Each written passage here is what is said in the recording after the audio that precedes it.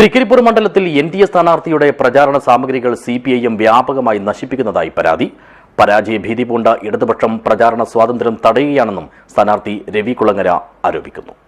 This news sponsored by Shobhika Weddings, Big Mall, Kanyanad, Kozhikode, Koilandi and Kutyadi.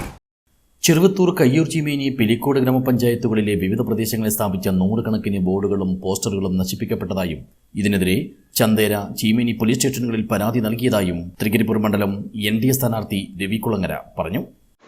NDA സ്ഥാനാർത്ഥിയായ എൻ്റെ രവി കുളങ്ങര എന്ന എൻ്റെ ഒരുപാട് flux ബോർഡുകളും പ്രചരണ പോസ്റ്ററുകളും വ്യാപകമായി നശിപ്പിക്കുക.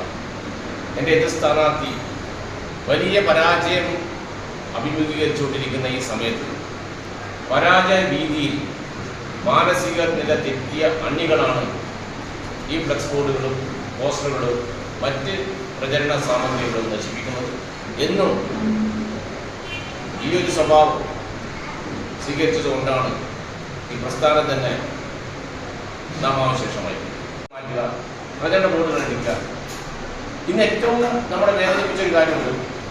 എൻ്റെ സ്വന്തം സ്ഥലത്ത് ചെറുത്തൂർ കയ്യൂർ റോഡ് ജംഗ്ഷനിൽ ഞങ്ങൾ ബോർഡ് സ്ഥാപിച്ചിരുന്നു.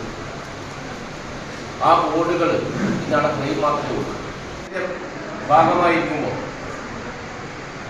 എൻ്റെ എതിർ സ്ഥാനാർത്ഥിയുടെ ബോർഡ് അവിടെ വെച്ചിട്ടുണ്ട്. എന്നോട് ചോദിക്കുമ്പോഴും ചെയ്തിട്ടില്ല. എങ്കിലും ഞാൻ പറഞ്ഞു, മണ്ഡലത്തിന്റെ സമഗ്ര വികസനം മുൻനിർത്തിയുള്ള 7 കർമ്മ പദ്ധതികളാണ് എൻ.ഡി.എ മുന്നോട്ട് വയ്ക്കുന്നത്. മത്സ്യ സംസ്കരണ കേന്ദ്രം, ടെക്സ്റ്റൈൽ ഗ്രാമം, ചീമേനിയിൽ മോഡൽ സിറ്റി, ഉന്നത വിദ്യാഭ്യാസ സ്ഥാപനങ്ങൾ തുടങ്ങിയവ യാഥാർത്ഥ്യമാക്കുമെന്നും 7 പതിറ്റാണ്ടായി മണ്ഡലം ഭരിച്ച ഇടതുപക്ഷം വികസന കാര്യത്തിൽ പൂർണ്ണ പരാജയമാണെന്നും പറഞ്ഞ എൻ.ഡി.എ സ്ഥാനാർത്ഥി ഭീഷണിപ്പെടുത്തിയും നശീകരണ പ്രവർത്തനങ്ങൾ നടത്തിയും തളർത്താമെന്ന് ആരും കരുതേണ്ടെന്നും നിയമ നടപടികളുമായി മുന്നോട്ട് പോകുമെന്നും വ്യക്തമാക്കി.